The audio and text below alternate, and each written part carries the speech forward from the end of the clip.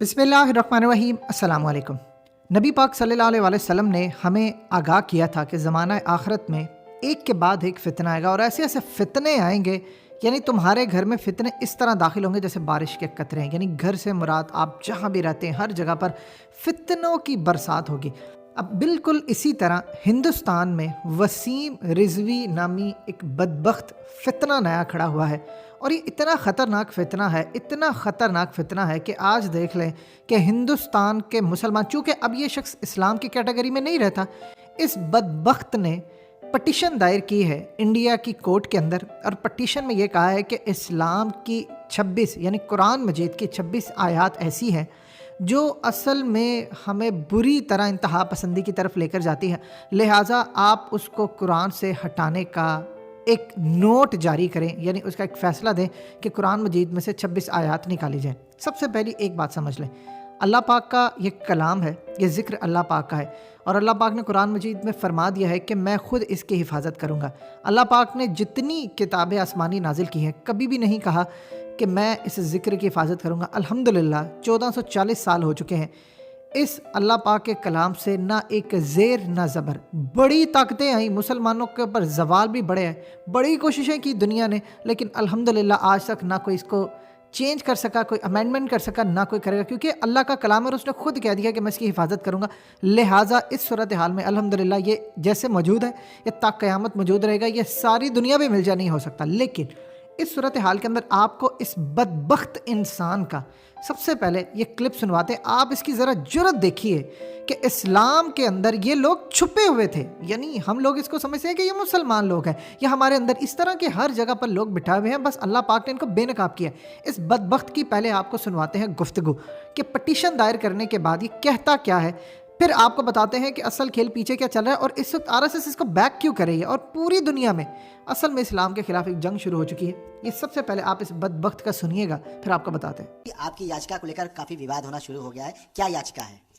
अब देखिए, जो विवाद कर रहे हैं उनका काम है सही बात ना कहकर असलियत को छुपाकर और कहने वाले को गाली देना। मुझको हज़ारों लाखों फ़ोन धमकी के आ रहे हैं, मुझे मार देने के आ रहे हैं, मुझे गालियों के आ रहे हैं कि मैंने ये बात क्यों कही। ये हल नहीं है। हल ये है कि आप बताओ कि जो बात हमने कही है वो गलत है। रसूल की इंतकाल के बाद जब खलीफाओं का दौर आया तो पहले से लेकर तीसरे खलीफाओं के दौर में ये कुरान एक किताबी शक्ल में लिखा गया। अब उसके अंदर दो तरह की आयतें हैं। एक इंसानियत के हक में है कि तुम्हारा दीन तुम्हारे साथ, हमारा दीन हमारे साथ, दुनिया में खलफिशार ना पैदा करो। इस तरह की भी आयतें हजारों हैं, बहुत सी हैं, सूरे बहुत से हैं।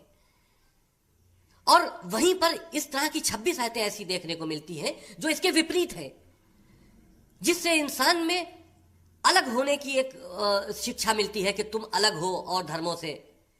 ये तमाम चीज़ें हैं जो हमने अपनी पीआईएल में सुप्रीम कोर्ट में दाखिल की है। पहले हमने तो 57 मुस्लिम ऑर्गेनाइजेशंस को पत्र लिखा था कि आप इस पर विचार कीजिए। ये जो 26 आयतें ऐसी हैं जो मदरसों से लेकर हर जगह बच्चों को पढ़ाई जाती है, क्योंकि इस्लाम की पढ़ाई, बेसिक पढ़ाई जो है वो कुरान मजीद है, जो छोटे से बच्चे को पढ़ाना शुरू किया जाता है। अगर वो बच्चा इस तरह की चीज़ों को पढ़ेगा तो आगे जाकर वो किसी ना किसी कट्टरपंथी मानसिकता का शिकार हो जाता है या कहीं ना कहीं किसी आतंकी संगठन से मिल जाता है, क्योंकि वो इन बातों को मजहबी हिसाब से जायज समझता है कि हम जो भी कर रहे हैं अल्लाह के लिए कर रहे हैं। तो ये वो बेसिक चीज है जिसको रिमूव होना चाहिए। लेकिन ये धर्म से जुड़ा मामला नहीं है, ये धार्मिक आस्था से जुड़ा मामला नहीं है, ये धर्म का मामला नहीं है, ये आतंकी शिक्षा का मामला है, हमारी देश की सुरक्षा का मामला है।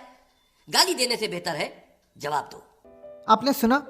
अब इस बदबख्त की यहाँ पर बात नहीं ख़त्म होती, ज़रा थोड़ा सा पीछे आपको क्लिप इसका दिखाने लगे हैं। ये शख्स जब राम मंदिर का मसला चल रहा था और तो कहता था इतने घटिया अल्फाज के अंदर कि राम मंदिर के लिए मुझे कह दे, क्योंकि वहाँ पर वक्फ बोर्ड का चेयरमैन रह चुका है, तो कहा कि आप मुझे आगे करें, मैं इनको ज़मीन अलॉट करूँगा और मैं यहाँ पर राम मंदिर बनाऊँगा। ये सबसे पहले इसका क्लिप सुनिए, फिर आगे आपको बताते हैं। देखिए ज़रा इसका क्लिप। जो 5 एकड़ ज़मीन राम जन्मभूमि प्रकरण में दी गई है, अगर वो नहीं लेता है, हम उसमें एक भगवान श्री राम के नाम पर एक अस्पताल बनवाएंगे। उस अस्पताल में एक छोटी सी मस्जिद भी होगी, एक मंदिर भी होगा, एक गुरुद्वारा भी होगा, एक चर्च भी होगा।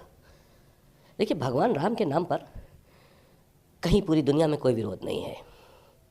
इस्लामिक मान्यता के अनुसार जो महापुरुष पहले आया वो बाद में आने वाले महापुरुष का पूर्वज ही होता है। भगवान राम 9000 साल पहले आए थे, उसके बाद जीसस क्राइस्ट आए, उसके बाद प्रॉफिट मोहम्मद आए। तो भगवान राम प्रॉफिट मोहम्मद हो या जीसस क्राइस्ट हो, उनके भी पूर्वज हैं। पूरी दुनिया उनका सम्मान करती है। और जिस तरह से कुछ कट्टरपंथियों ने इस मामले में नफ़रतें पैदा करने की कोशिश की है, ये हमारा दुर्भाग्य है। सऊदी अरब के लोग इसलिए अपने पर गर्व करते हैं कि वो उस जगह पर पैदा हुए हैं जहाँ प्रॉफिट मोहम्मद पैदा हुए थे। हर हिंदुस्तानी को इस बात पर गर्व करना चाहिए कि वो हिंदुस्तान में पैदा हुए जहाँ भगवान राम पैदा हुए। और उनकी पैदाश पे बन रहे राम मंदिर को लेकर अगर जिस तरह के झगड़े और फसाद लोग करने की कोशिश कर रहे हैं, हम ये समझते हैं दुख की बात है। तो वो कह रहे हैं कि उस लैंड को अगर नहीं लेते हैं तो आप क्या करेंगे? हमको दे दें, मैं तो कह रहा हूँ एक बहुत बड़ा सा एक हम अस्पताल बनवाएंगे भगवान श्री राम के नाम पर। उसमें एक छोटी सी मस्जिद भी होगी, एक छोटा सा गुरुद्वारा भी होगा, एक छोटा सा मंदिर भी होगा, एक गिरजाघर भी होगा और बड़ा सा अस्पताल होगा। दे हमको। पर अगर आप बनाना ही चाहें, अगर आप इस तरह करना चाहते हैं तो आप वो कहीं और भी कर सकते हैं। क्या ज़रूरी है कि यहीं पर आप चाहते हैं? क्यों यहाँ ही पर चाहते हैं? नहीं, 5 एकड़ ज़मीन अगर नहीं लेते हैं कोर्ट का ऑनर, या आप क्या वजह? कोर्ट के ऑनर से एक इस मामले को पूरी तरह से ख़त्म करने की दृष्टि से हम इस बात को कह रहे हैं। यूँ तो तमाम ज़मीनें पड़ी हैं, वहाँ अस्पताल भी बन रहे हैं, होटल्स भी बन रहे हैं, क्योंकि वहाँ पे एक भव्य राम मंदिर बनने जा रहा है। तो वहाँ पर इस तरह की चीज़ें तो अब बन रही हैं, लेकिन एक कोर्ट का ऑनर है और ये मामला हमेशा हमेशा के लिए ख़त्म हो जाए। इसकी वजह भी है कि भाई ज़मीन मिल भी गई, उसमें ऐसा बन भी गया, मामला ख़त्म हो गया, कहने वाली बात ना रहे बाद में कोई। आपने देखा अब असल सूरत हाल क्या है। अब जानते हैं कि महाभारत को आप उठा लें तो उसमें इतनी लड़ाई इंतहा पसंदी की जितनी आपको वर्सेस नज़र आएंगी उतनी है कुरान मजीद के अंदर इतने खूबसूरत अंदाज में आपको लड़ाई की बात बताती है। मिसाल के तौर पर कुरान मजीद में अल्लाह पाक फरमाते हैं किसी ने एक इंसान का कत्ल किया, उसने पूरी इंसानियत का कत्ल किया, यानी किसी मासूम का आपने कत्ल किया तो आपने पूरी इंसानियत की जान ली। अब ये लोग क्या करते हैं, ये कुरान मजीद की एक आयत है जिसके अंदर अल्लाह पाक फरमाते हैं कि जब तुम्हारा मुकाबला हो नॉन मुस्लिम से लड़ाई के अंदर तो तुम उनको मारो। अब ये काम क्या करते हैं कि ये पहला हिस्सा कुरान मजीद की जो आयत का है ना उसको पीछे करके सिर्फ एक हिस्से को आउट ऑफ द कॉन्टेक्स्ट लेकर आते हैं और कहते हैं कि देखिए जी अल्लाह पाक कुरान मजीद में हुक्म दे रहा है। अल्लाह पाक ने कहीं नहीं कहा कि तुमने एक मुसलमान को मारा तो तुमने सारे मुसलमानों को मारा। अल्लाह पाक ने फरमाया कि एक मासूम की अगर आप जान लेते हैं तो आपने सारी इंसानियत के लिए, एक इंसान की आपने जान बचाई तो आपने सारी इंसानियत की जान बचाई।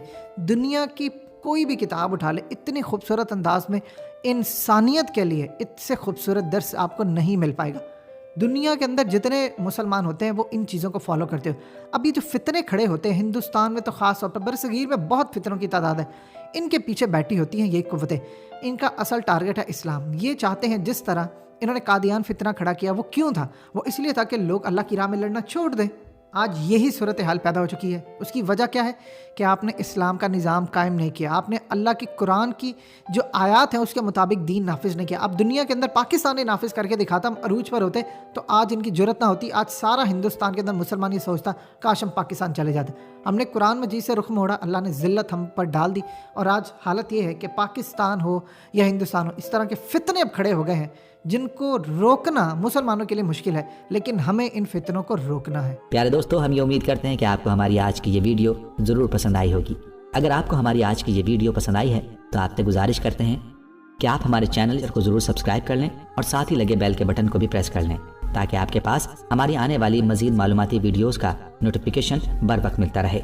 सब्सक्राइब के साथ साथ हमारे वीडियोज़ को लाइक भी करें और अपनी कीमती राय का इजहार कमेंट्स में ज़रूर करें। कमेंट्स में आप अपने सवालात भी हम तक पहुँचा सकते हैं। अल्लाह ताला आपको अपने हिफ्ज़-ओ-मान में रखे। आमीन।